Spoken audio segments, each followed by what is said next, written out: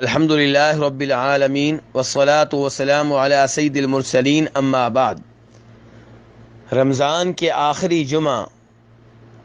جسے لوگ جمعۃ الوداع کہتے ہیں، اس میں لوگ قضائے عمری کا بہت زیادہ اہتمام کرتے ہیں۔ قضائے عمری سے مراد یہ ہے کہ وہ نمازیں جو پوری زندگی میں فوت ہو گئی ہیں ان کی قضا ادا کی جائے، اور اس سلسلے میں کئی ایک من گھڑت روایات بیان کی جاتی ہیں، جن میں سے کوئی بھی ایسی روایت نہیں ہے جو نبی علیہ الصلاۃ والسلام سے ثابت ہو۔ چنانچہ ایک روایت یوں بیان کی جاتی ہے کہ جو رمضان کے آخری جمعہ میں فرد نمازوں کی قضا دے، اس قضا سے 70 سال کی فوت شدہ نمازوں کی قضا مکمل ہو جائے گی، ان کی کمی پوری ہو جائے گی۔ اس روایت کو علامہ عبدالحی لکھنوی رحمہ اللہ نے اپنی اس کتاب میں جگہ دی ہے جس کا نام ہے الآثار المرفوعہ فی الاخبار الموضوعہ۔ یہ علامہ عبدالحی لکھنوی حنفی رحمہ اللہ کی وہ کتاب ہے جس میں انہوں نے من گھڑت روایات جمع کر دی ہیں تاکہ لوگ ان سے دور رہیں، ان پہ اعتماد نہ کریں، انہیں اپنے عقیدے کا حصہ نہ بنائیں، ان پہ عمل پیرا نہ ہوں۔ اس کتاب میں انہوں نے اس من گھڑت روایت کو بھی جگہ دی ہے تاکہ لوگوں کو پتہ چل جائے کہ یہ روایت بھی من گھڑت ہے، اور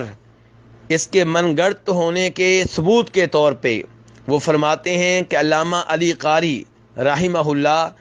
وہ بھی فرماتے تھے کہ یہ روایت باطل ہے اور قطعی طور پہ یقینی طور پہ من گھڑت ہے۔ علامہ علی قاری رحمہ اللہ کا تعلق بھی فقہ حنفی سے ہے، اور انہوں نے بھی اس روایت کے بارے میں کہا ہے کہ یہ من گھڑت ہے، بلکہ وہ فرماتے ہیں کہ اس روایت کو فقہ حنفی کی مشہور و معروف کتاب الہدایہ کی شرح لکھنے والوں نے اپنی شروع میں جگہ دی ہے، نقل کیا ہے، لیکن ان کے نقل کرنے پہ اعتبار نہیں کیا جائے گا کیونکہ وہ محدث نہیں ہیں، اور نہ ہی انہوں نے اس من گھڑت روایت کی کوئی قابل اعتبار سند بیان کی ہے۔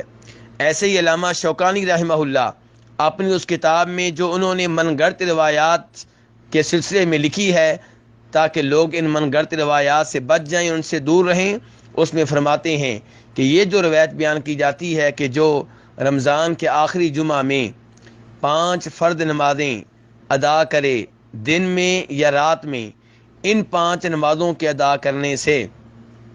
1 سال کی فوت شدہ نمازوں کی قضا مکمل ہو جائے گی۔ اس کے بارے میں وہ کہتے ہیں کہ اس روایت کے من گھڑت ہونے میں کوئی شک و شبہ نہیں ہے۔ تو خلاصہ کلام یہ ہے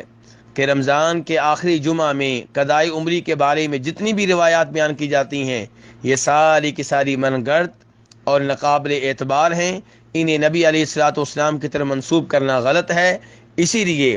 علماء کرام نے بڑی شدت سے ان کے اوپر انکار کیا ہے، حتیٰ کہ سعودی علماء کرام کی جو مستقل فتویٰ کمیٹی ہے ان سے جب قضائے عمری کے بارے میں سوال کیا گیا تو انہوں نے بھی کہا کہ یہ چیز جو ہے یہ ثابت نہیں ہے، نہ نبی علیہ الصلوۃ والسلام سے، نہ صحابہ کرام سے، اور نہ بعد میں آنے والے ان ائمہ کرام سے جو قابل اعتبار ہیں۔ اور پھر انہوں نے کہا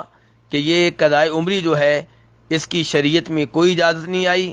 بلکہ یہ بدعت ہے، اور نبی علیہ الصلوۃ والسلام نے فرمایا تھا من احدث فی امرنا ھذا ما لیس منہ فہو رد، جو ہمارے دین میں کوئی نیا کام نکالے تو وہ نیا کام ریجیکٹ ہے، مردود ہے، ناقابل قبول ہے۔ اللہ تبارک و تعالیٰ سے دعا ہے کہ وہ ہمیں ہر طرح کی بدعت سے